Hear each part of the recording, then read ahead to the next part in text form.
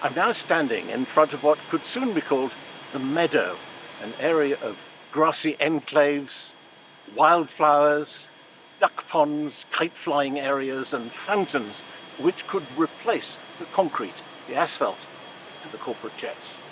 They're all features of the draft park plan that Santa Monica has drawn up after years of input from local people for what will happen to this land after the airport closes in December 2028.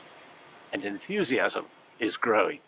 We've all been waiting so long and so much community engagement has been put into it, and it's really exciting to see all those districts, 8 districts throughout this plan. I think I'm most particularly excited about the Arts and Culture District spread along Airport Drive. We're going to see some of the mainstays of that district already. We're going to see Barker Hangar remain. We're going to see the Ruskin Theater remain. We're going to see perhaps the Cloverfield remain, and this whole area will be dedicated to arts and gathering spaces and culture. Yeah, I love nature. I love Arrowhead and like Big Bear, and kind of being able to have that experience down in Santa Monica is really appealing to me. Spaces to wander, spaces to meditate, spaces to breathe, spaces to refresh. All my friends play different sports and they love to be able to have the room and the space, and I'm just like, I'm excited that we're going to be able to have the opportunity to have this room to set that up. On the positive side, I love that I'm going to get there by bike. I love that I'm going to get there on foot. I love that we already have received a grant to lay out some of the initial bike pathways and hiking pathways. I don't have a car by choice. So I love that this framework embraces us as we walk in, stroll in, ride in, roll into the park. Frankly, we're part of nature. But I understand there is a grove of quite old, quite large trees. And the idea of having them as an additional escape to nature and tranquility at the far end of the park, which is the highest end with the best view all around.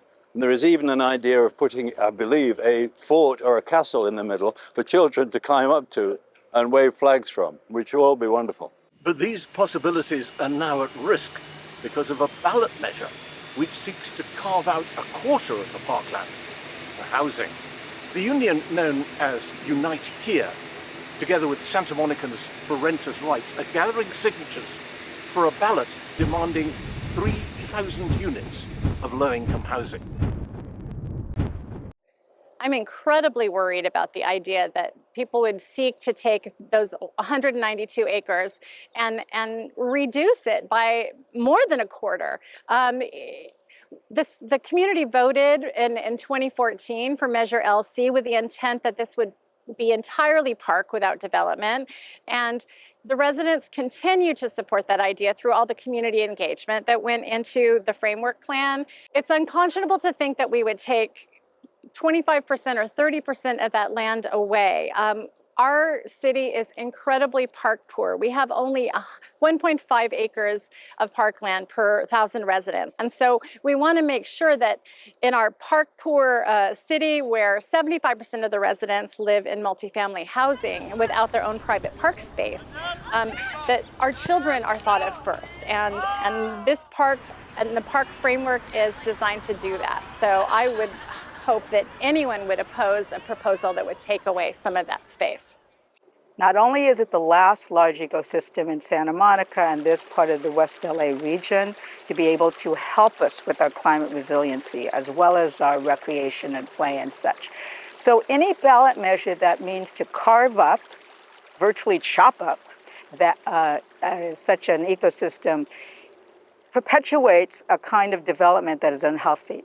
This is privatizing what is public land. It's already been privatized for 100 years by the pilots. We get it back, and we're going to give that up again to a smaller body of people who get to, yes, they get to live there, but nobody else gets to enjoy that space. I'm all for affordable housing, but there is no infrastructure there. It's not on any transport routes. It's just the wrong place. And housing and parks are two sides of the same thing.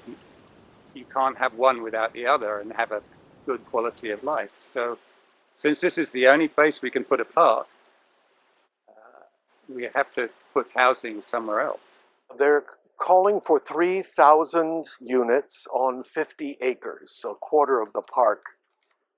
Playa Vista is 4,000 units on 465 acres. The housing being proposed is almost 5 times as dense as Playa Vista. My feeling is there are lots of places all over the city for them to plan housing. The park is a once in forever opportunity. Once in forever, not a generation, not a century, forever. To build a park that people will use, generations and generations and generations will be using. I may not ever see it, but I'm happy to fight for it. But the main problem would be the risk the ballot poses to having a park at all.